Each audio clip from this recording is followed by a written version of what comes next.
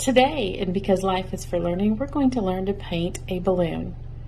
It's pretty simple, easy to draw, easy to paint, easy, and it looks like a balloon when you're done. Enjoy.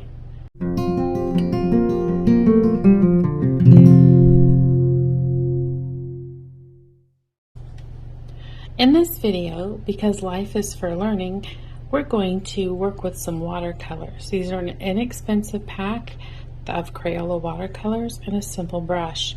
If you don't like the brush, you can always trim it with a pair of scissors. And I've sketched a balloon onto a piece of cardstock. Your other supplies are some tepid water, but works better than cold, and a piece of cloth for cleaning this. So I'm going to do a red balloon. So I'm going to put a little water on the red, and I'm going to outline it first.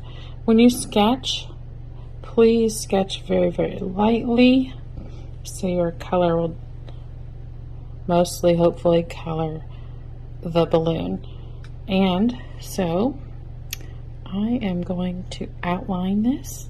This works on motor skills, fine motor skills, and even some gross motor skills. Gross meaning big, not terrible or anything like that. And get a little bit more water and get this red all soupy, and I'm going to just smear it around. But as you notice, some more water, that I am staying inside the lines. And that's very important to work on the motor skills, to stay inside the lines.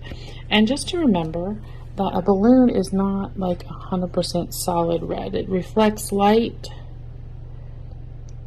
and so it's okay in watercolors to have some space and to have color darker on one side than the other, because a balloon is not flat. It's usually spherical type shape, which is round, maybe an oval type shape. I want to leave some white right there. And you notice I got a lot of glob of red here. This is not watercolor paper because cardstock is much cheaper than watercolor paper. Watercolor paper has got to be one of the most expensive. But for about $8 you can get a nice pack of cardstock. I did buy the thicker pack because I was using it for other projects. And I'm not doing a perfect job because I'm doing this left-handed to work on my fine motor skills. Okay, look, so there we go. I'll just color that over a little bit. This is the tie of the balloon, where they would be tied after. I'm going to switch hands and get a little bit precise there.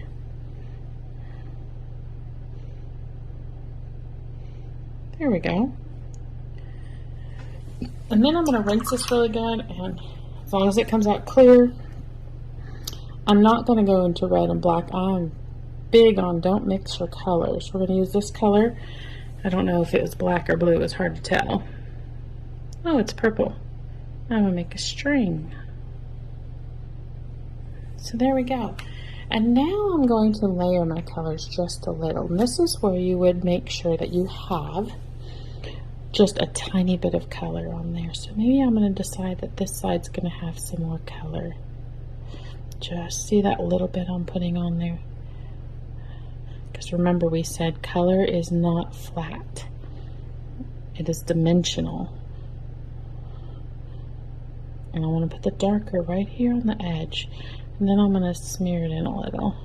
And with watercolors, they're pretty forgiving. And am I an expert? Absolutely not. But I can encourage you and your kids to try to paint things. Okay, so look, we put a little bit of dimensional color in there. So I'm going to rinse it out again, and I'm going to go for a bit of yellow. And this will work really well if you let it dry a little bit. I want this actually to be a little thick because I want this to like mimic reflecting the light. So there we go, it's reflecting a little bit of the light. I may grab a little bit more of this purple. Oops, I forgot to dry my brush in between. Sorry about that. And I'm going to get some on the outside here.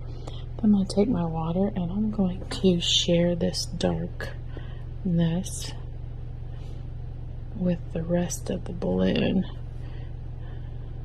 And there is no right or wrong way to do this. Just do this. Take care of your paints. Rinse your brush, dry your brush, set it out to dry. Do this, let the paints dry, and then dump your water. Take care of that. So you can see that we have a finished balloon. It looks pretty good. Everybody can tell that's a balloon. Enjoy painting.